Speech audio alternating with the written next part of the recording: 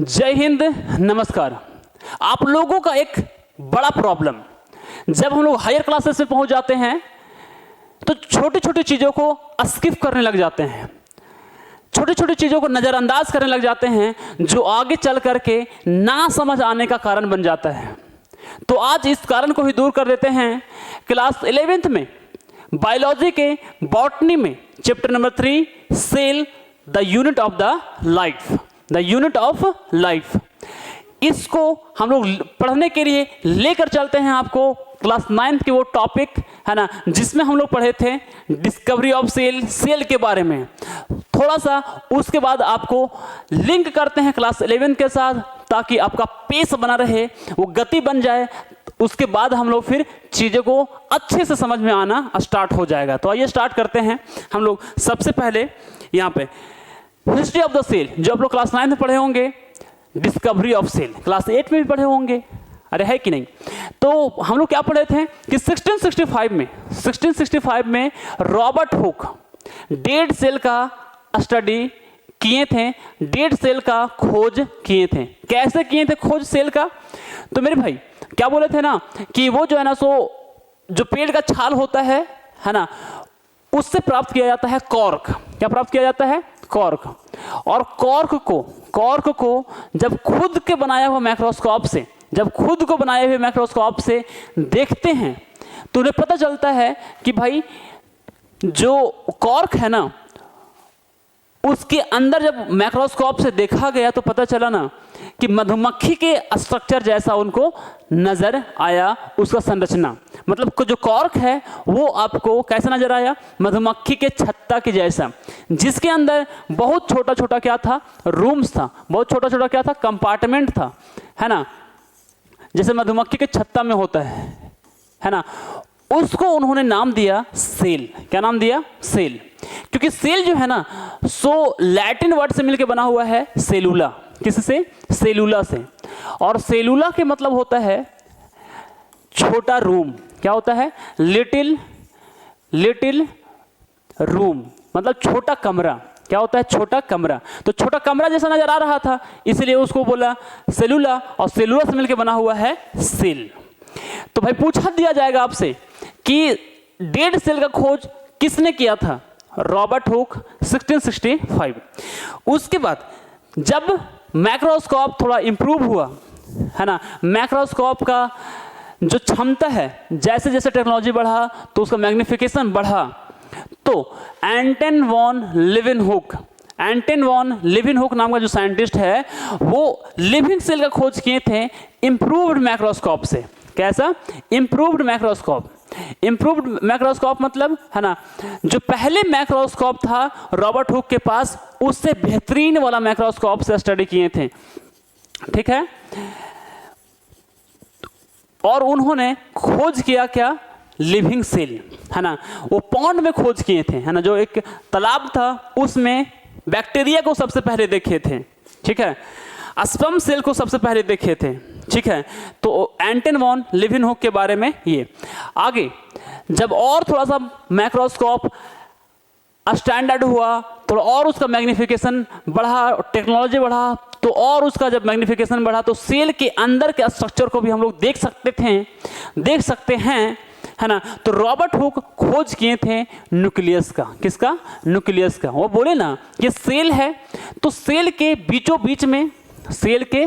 बीच में यदि हो सकता है, या तो हो सकता है सेल के, है ना, पेरिफेरल पार्ट में प्लांट सेल जो रहता है तो उसका जो न्यूक्लियस रहता है ना, वो किनारे में रहता है, और एनिमल सेल का जो न्यूक्लियस रहता है ना, वो सेंटर में रहता है।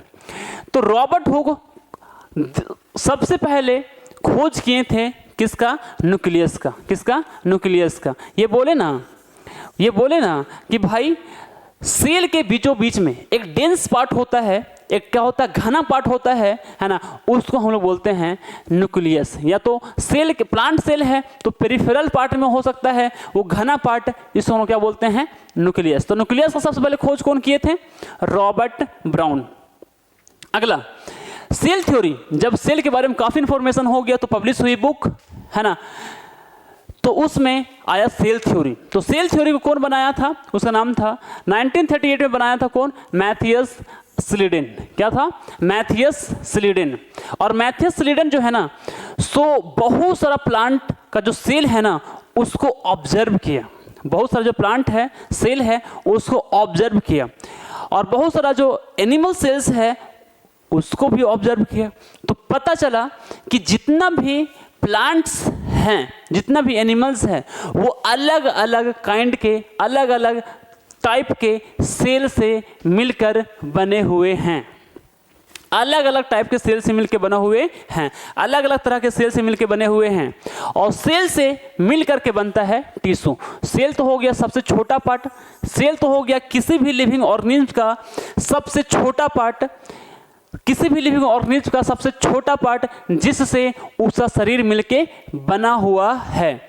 तो और सबसे छोटा पार्ट इससे मिलके बनता है क्या, है ना, इससे मिलके बनता है क्या, टिश्यू। सेल का जो ग्रुप रहता है, सेल का जो ग्रुप रहता है, सेल का जो ग्रुप रहता है उससे मिलके बनता है क्या, टिश्यू। क्या बनता है, टिश्यू। तो group of cell which perform particular function, group of cell जो कोई खास काम करने के लिए बना हुआ होता है, कोई खास काम करता है, उसको हम लोग बोलते हैं टिश्यू। क्या बोलते हैं, टिश्यू कहते हैं। ग्रुप ऑफ सेल जो कोई खास काम करता है ना, उसको हम लोग बोलते हैं टिश्यू।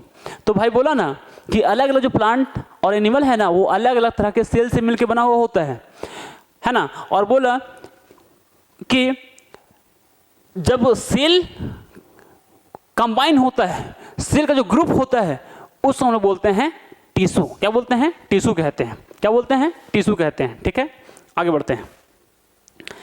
उसी समय है ना दूसरा एक साइंटिस्ट था जिसका नाम था थियोडोर स्वान। थियोडोर स्वान 1938 में, ये कितना का बात था पहले वाला, है ना, ये है 1938। उसी टाइम 1938 में दूसरा साइंटिस्ट था, है ना, कहाँ का, ब्रिटिश जूलॉजिस्ट था, ब्रिटिश का जूलॉजिस्ट था। जूलॉजिस्ट मतलब, है ना, जूलॉजिस्ट मतलब जो जीव विज्ञान का स्टडी करता है ना, जो जूलॉजी का स्टडी करता है जूलॉजिस्ट कहते हैं।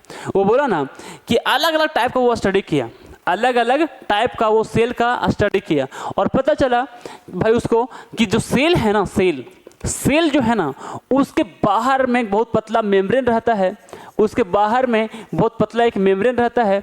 इस मेम्ब्रेन को हम लोग कहते हैं, है ना, बाद में इसका नाम दिया गया प्लाज्मा मेम्ब्रेन या तो सेल मेम्ब्रेन। बोला ना कि जितना भी सेल रहता है ना उसमें एक चीज़ तो ठीक है, एक चीज़ तो कॉमन है कि एक बहुत पतला लेयर उसके बाहर में होता है, सिर्फ इतना ही बोला।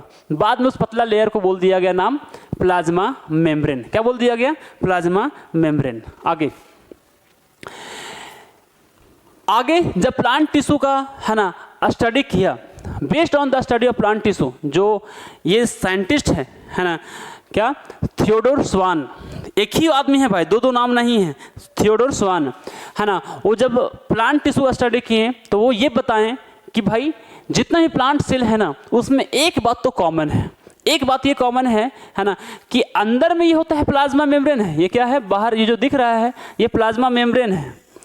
और प्लाज्मा मेम्ब्रेन के भी बाहर एक ठो मेम्ब्रेन होता है जो कठोर होता है, रिजिड होता है, जो प्लाज्मा मेम्ब्रेन को प्रोटेक्ट करता है ना, वो होता है क्या, सेल वॉल। और सिर्फ एक इसमें होता है, प्लांट सेल में होता है, ऐसा बताया, है ना, कौन, थियोडोर स्वान। आगे थोड़ा जब बढ़े, है ना, तो भाई उसके बेसिस पर जो स्वान है ना, वो ये बताया कुछ, इसी स्टडी के बेसिस पर जो स्टडी किया, है ना, वो बताया कि स्वान जो है ना ये बताया कि स्वान ये बताया कि जितना भी एनिमल है और जो प्लांट है, जितना भी एनिमल है, प्लांट है ना, वो सेल से मिलके बना हुआ रहता है और सेल प्रोडक्ट से मिलके बना हुआ होता है। जितना भी प्लांट्स है ना, या तो फिर जितना भी सेल है ना, जितना भी प्लांट या तो एनिमल्स है ना, वो किससे मिलके बना हुआ रहता है, सेल से मिलके बना हुआ रहता है और सेल प्रोडक्ट से मिलके बना हुआ होता है।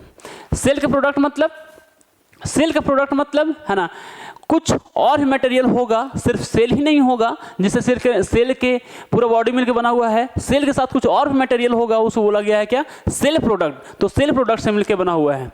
स्लिडेन और जो स्वान है ना, जो स्लिडेन था है ना, कौन सा शुरुआत में वाला, ये स्लिडेन, हाँ स्लिडेन, मैथियस स्लिडेन, ये और जो स्वान है वो दोनों मिल करके है ना, दोनों मिल करके ये थ्योरी डेवलप किया। लेकिन एक बात इन लोगों को ये नहीं बताया, जो थियोडोर है और जो स्वान है ना, वो मिल करके ये नहीं बताया कि भाई जो सेल है ना वो बनता कैसे है, नया सेल उत्पन्न कैसे होता है ना। तो यहीं पर उसके बाद नया साइंटिस्ट आते हैं है ना, जिसका नाम है रुडोल्फ विर्को। क्या नाम है, रुडोल्फ विर्को। और ये सबसे पहले ये बताते हैं कि सेल जो है ना डिवाइड एंड है ना न्यू सेल फॉर्म्ड। सेल क्या होता है, बनता है ना, सेल क्या होता है, डिवाइड होता है और नया सेल बनता है पहले वाला सेल से ही। यानी कि एक सेल है पहले से, उसी सेल से क्या होता है, नया सेल बनता है डिवाइड होकर के। एक सेल है ना, एक सेल है ना, ये सेल क्या हुआ, डिवाइड हुआ, डिवाइड होकर के नया सेल बना, ये वापस क्या हुआ, डिवाइड हुआ है ना, और फिर नया सेल बना। इस तरीके से क्या होता है, डिवीजन होता है और नया नया सेल बनता है ना। ये सबसे पहले बताए थे कौन, रुडोल्फ विर्को। और जो सेल थ्योरी है उसको थोड़ा सा आगे एक्सपैंड किए हैं। ठीक है, तो ये था कुछ है ना, थोड़ी सी बातें इंट्रोडक्शन इस चैप्टर से। अगले वीडियो मिलते हैं NCERT क्लास 11th के साथ। तब तक के लिए अपना ध्यान रखिएगा, ख्याल रखिएगा और लाटो +2 स्कूल साइंस पर बने रहिएगा। जय हिंद।